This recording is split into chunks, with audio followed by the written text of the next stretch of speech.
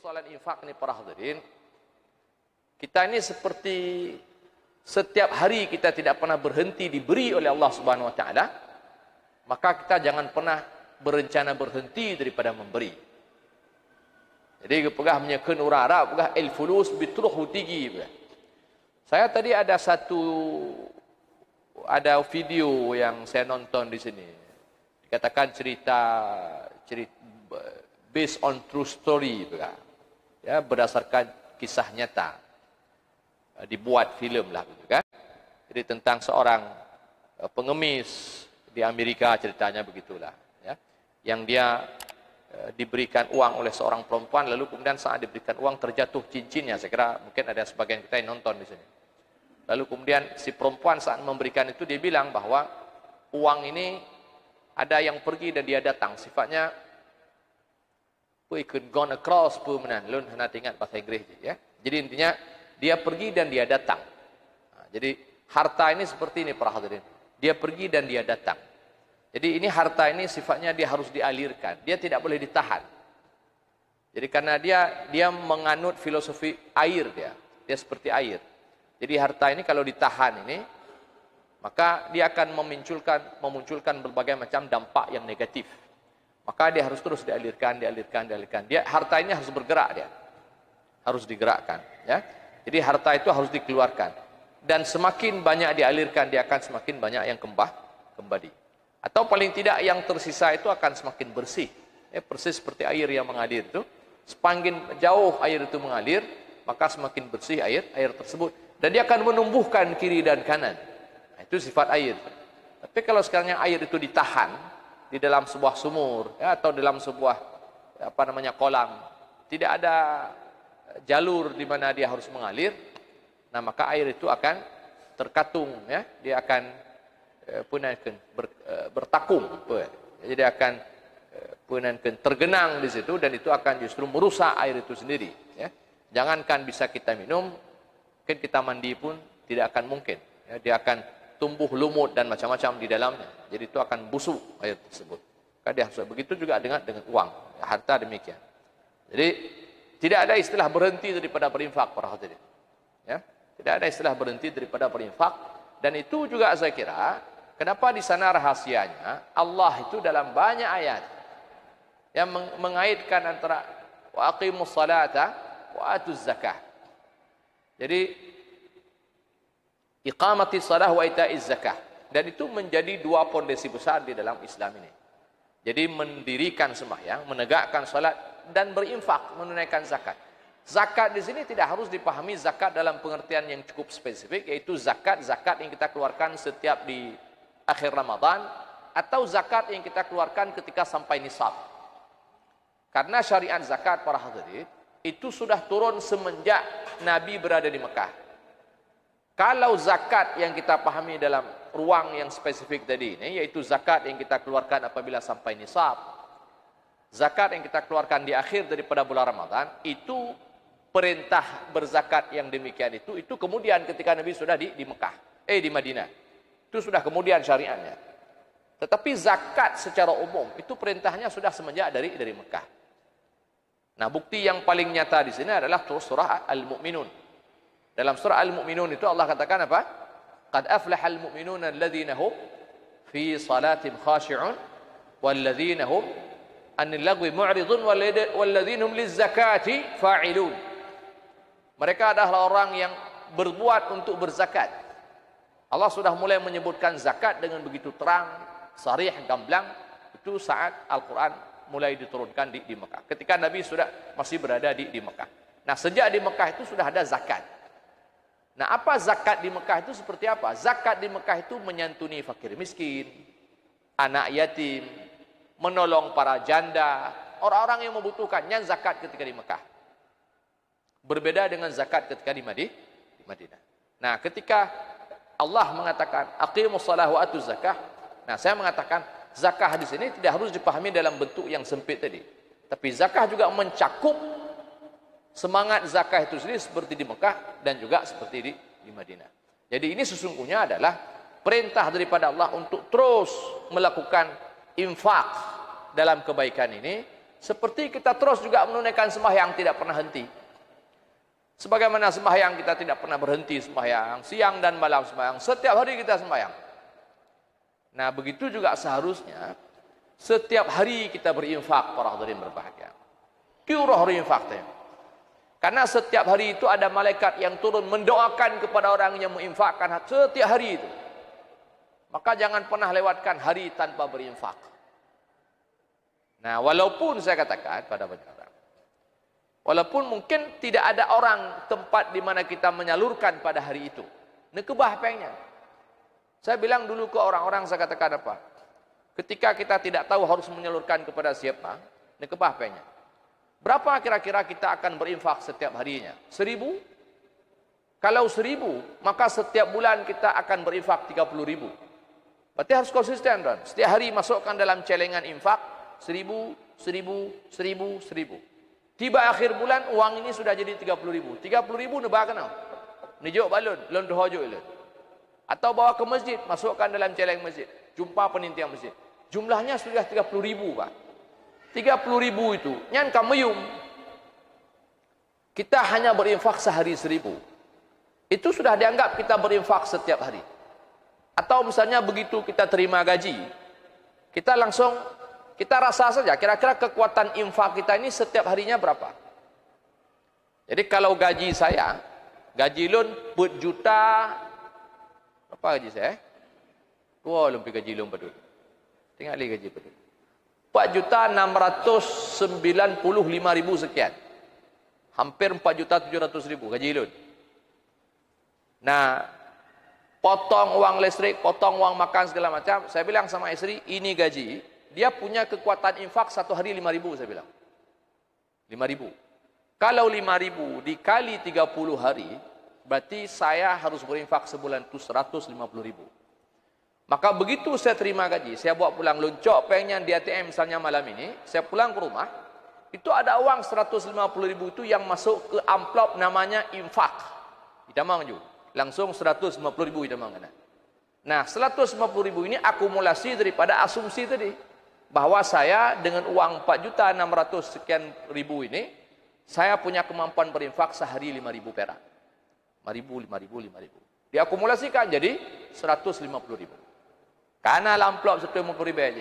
150.000 itu cukup berarti para hadirin. Daripada saya memberi setiap hari entah kepada siapa dalam jumlah 5.000, hanya je pakai 5.000 euronya.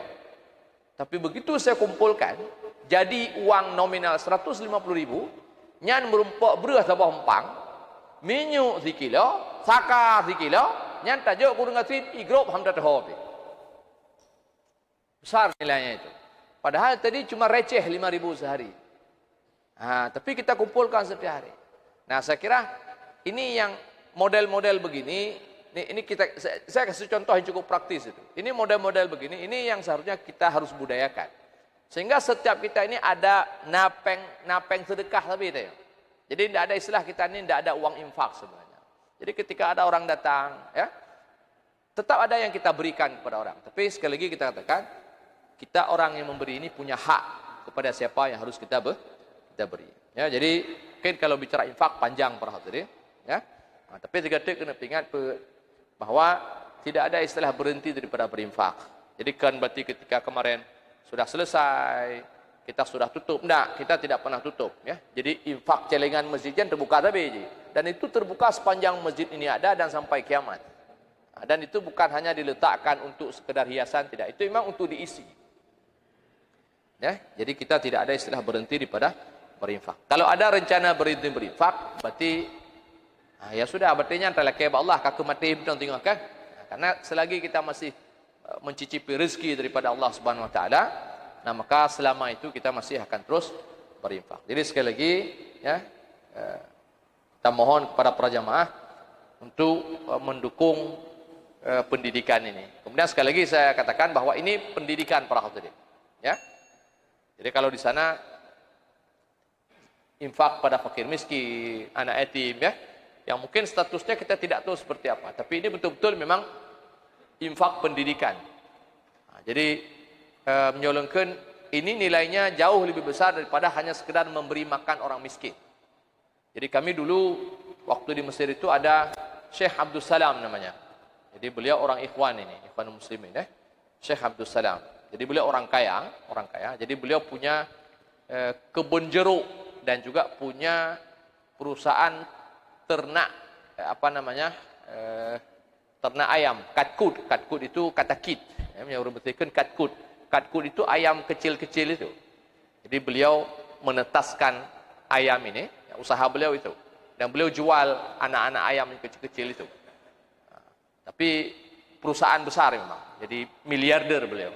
Tapi beliau bergerak di dua ini, di perkebunan dan peternakan. Jadi ternaknya ini, ayam-ayam kecil-kecil itu yang dijual ke pasar. Nah, jadi ketika krisis ekonomi Indonesia pada ketika itu sekitar tahun 97-98. Jadi kami masih di Mesir pada waktu itu. Dan beliau pergi bergerilya, para hadirin berbahagia. Ya, bergerilya itu maksudnya beliau cari mana anak-anak yang datang dari Indonesia, dari Malaysia, yang sedang ditimpa krisis ekonomi pada ketika itu, yang mereka membutuhkan bantuan. Nah, jadi, dan kami waktu itu tinggal di sebuah daerah namanya Tanta, dan kami mendapatkan bantuan daripada beliau. Jadi beliau bergerilya itu karena memang dikhawatirkan beliau bisa ditangkap, karena beliau ini orang ikhwan.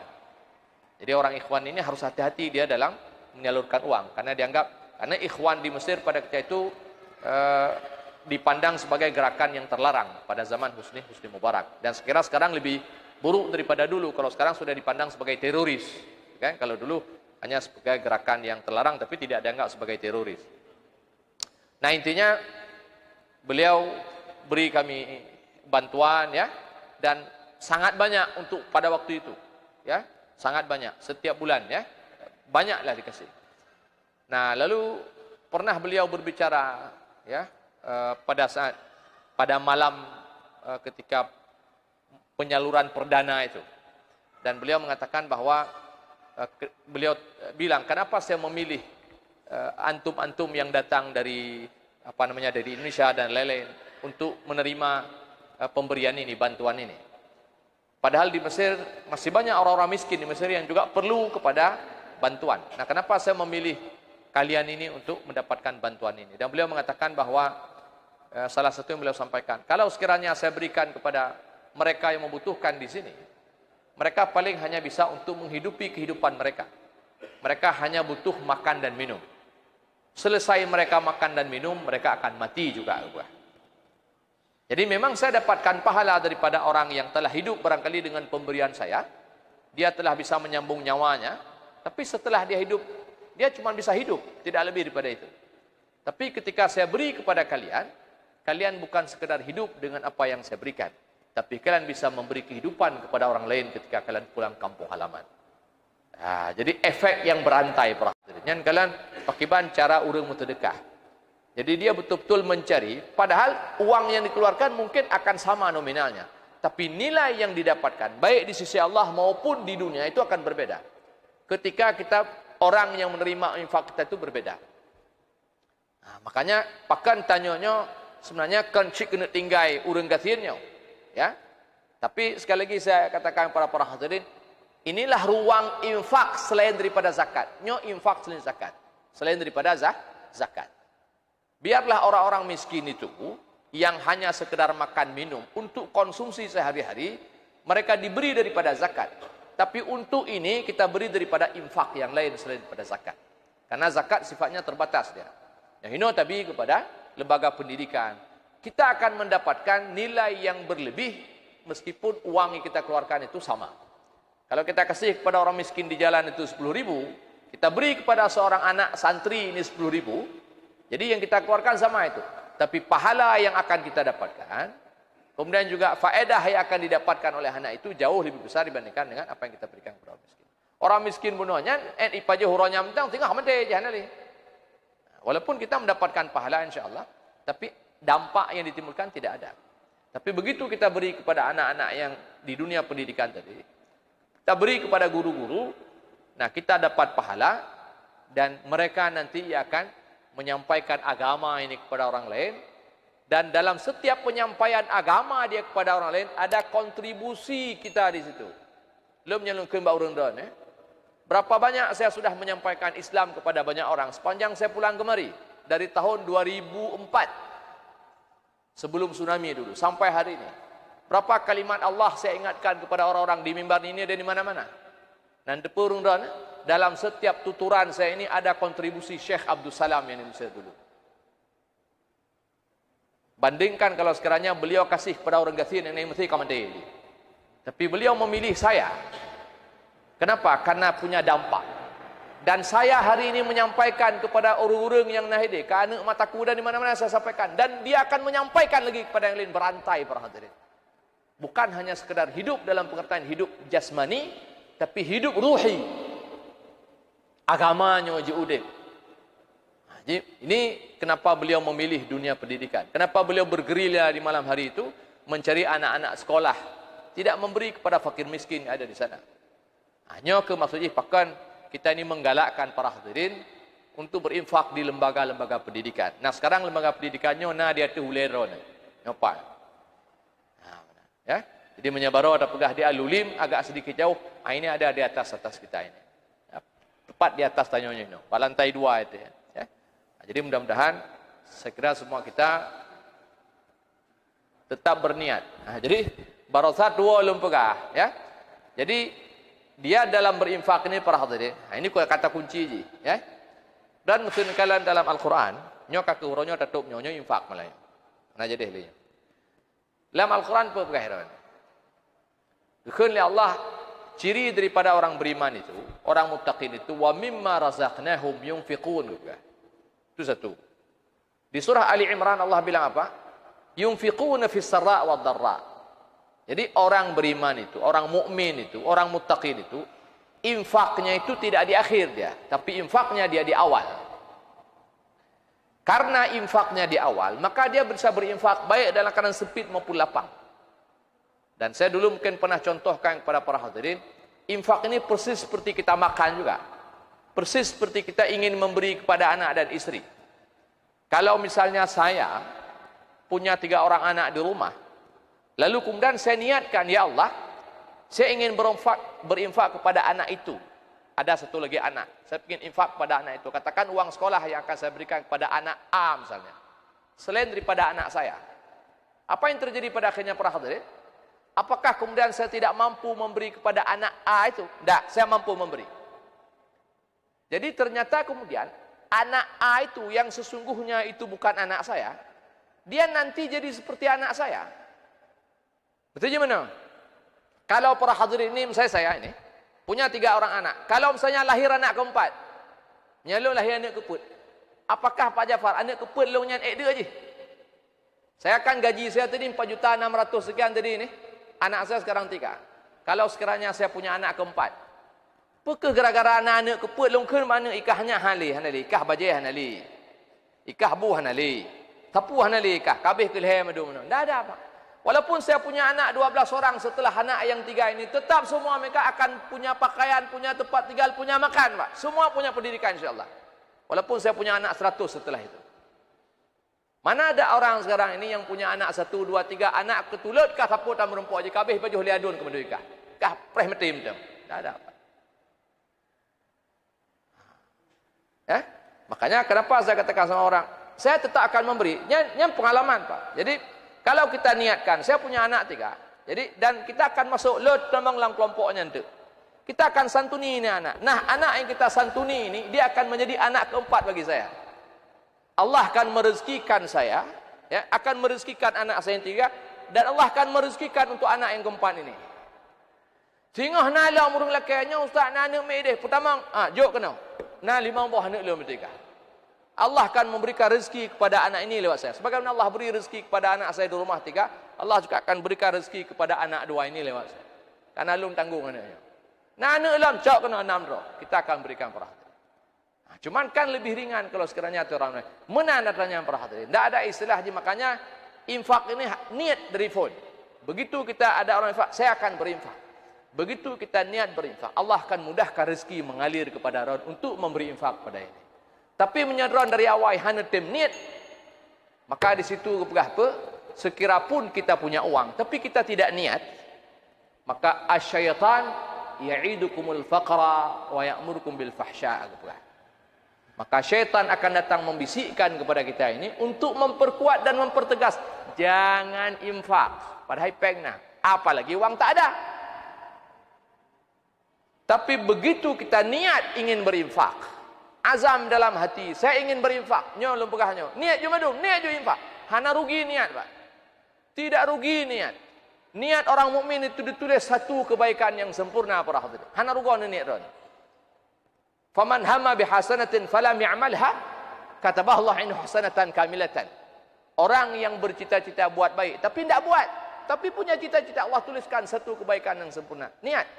Tapi harus betul-betul niat, dan Allah tahu kejujuran niat kita ini. Niat. Dan begitu kita niat para hadirin, Allah akan mudahkan jalan kepada kita untuk berinfak. Dan tidak rugi niatlah hati bahana dia buat barang dah 20 kilo tapokal. Hino sagailah hati sekali. Niat semua bayar. Lo akan infak, semua niat infak. Allah akan mudahkan rezeki terus kerat untuk berinfak, walaupun 10.000 niat berinfak. Tapi ketika kita tidak niat berinfak, dan nyo yang terpegah infak tu di awal, jangan bilang untuk tengku menyana lebih rezeki longbi, kan lebih rezekinya. Berapa banyak orang hari ini punya duit tidak akan pernah cukup. Maka infak dia di awal. Maka Allah katakan, wa mimma razaqnahum yunfiqun. Dari apa yang kami berikan kepada mereka, mereka sisihkan. Saya bilang sama bapak para hadirin tadi, saya katakan apa? Begitu gaji itu datang, sebagaimana saya sisihkan untuk uang listrik, sebagaimana saya sisihkan untuk uang dapur, sebagaimana saya sisihkan untuk uang sekolah anak, saya sisihkan juga untuk infak. Berbarengan dia di awal bulan itu. Tidak tunggu, ada preh dia akhir bulan menyena lebih. Kan lebih. Kita pergi ke Sejahtera itu, bawa duit 100.000. Kita tidak infak di awal tadi. Kan tertuh habis, 200 lebih. Dehnya, anak tidak ada niat tadi mau beli. Cikaroh tak bilang, tangnya penting, ini penting, ini penting, ini penting. Madu penting. Bawa uang 100, kebelinya 200. Kapan mau infak? Tapi begitu kita infak di awal, mudah-mudahan dengan infak ini, sisa daripada infak akan menjadi berkah. Kita punya uang 100.000, infak saja 5.000. Misalnya, naik becak sampai gede, jok mentang kurung becaknya 5.000. Tinggal sekurang 10.000. Mau beli ke Sejahtera itu, ada 10 item, tapi sampai Sejahtera bawa uang 90.000. Tak utangnya hana pentingnya. Hana bilang, tak hana penting. Hana bilang, le hana penting. Yang seharusnya kita beli 10, terbeli 6. Karena yang 4 tadi enggak penting. Jadi kita bawa tadi 90, kita surplus bisa jadi 20.000. Yang berkah, Pak. Karena penting itu kadang-kadang perspektif penting itu. Barang hana penting itu penting uronyo. Ini ijot legend uronyo. Berapa banyak orang hari ini menghabiskan harta pada yang tidak banyak.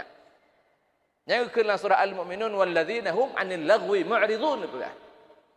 Orang mukmin itu jauh dari perkara yang tidak penting. Bahkan berkah hidupnya para hadirin. Wadah terpakai. Berapa banyak orang habis waktu tidak berguna, tidak penting. Habis menempuh, peng menancit. Tidak ada yang kawal, tidak ada keberkahan dalam waktu, tidak ada keberkahan dalam harta. Kita mulainya keliru. Tapi mulai dengan infak, maka insya Allah sisa uang tadi akan berkah. Yang pingin beli tadi 10 barangkali yang sampai sana terbeli 8 bukan karena lupa, tapi merasa memang yang kita catat 10 tadi ini kayaknya yang penting itu cuma 6. Akan bilang tinggal peng 20.000. Tapi begitu kita tidak infak di awal, tidak ada niat untuk infak, kalau lebih nanti saya infak, kalau lebih maka bawa uang 100.000, tulis di buku catatan akan kita beli 10, sampai ke sana yang tidak penting kayaknya penting. Kayaknya penting. Syaitan dia bisik supaya uang ini tidak ada untuk infak. Yang penting, yang kabelnya yang penting. Terus rumah tumpuk barang sampai expired, tak termakan itu barang. Tak terpakai. Boh lihat. Boleh ke beliau alam, tabah bagasi motor beliau. Terus rumah hana pakai alam sih. Seperti itu kira-kira. Nah, maka para hadirin berbahagia, mari ya, kita berdoa kepada Allah Subhanahu Wa Taala, pegah dan pujud. Kalau sekiranya tidak ada taufik daripada Allah, tanya hai dah pegah saya. Maka yang penting niat tadi, ya, kita berdoa kepada Allah, mudah-mudahan Allah memberi kita kekuatan untuk memberi, ya, untuk berinfak. Dan sekali kita tekan bahwa infak ini tidak ada istilah berhenti, harus terus berinfak sampai kita mati. Sebagaimana rezeki yang kita dapatkan daripada Allah, kita terus ya mengkonsumsi rezeki itu sampai tiba ajal kita masing-masing. Ya. Jadi sekali lagi, mari para hadirin kita bantu nyawa rakyat itu. Ya. Jadi kita masih perlu dana sekitar 160 sekian juta. Nanti mungkin Hino saya kira karena ini punya masjid. Di sini ada Pak Tar, sudah jadi Pak Tar dan lain-lain di sini untuk menyampaikan infak Bapak Ibu pada program dan projek kebaikan ini insyaallah. Sekira demikian.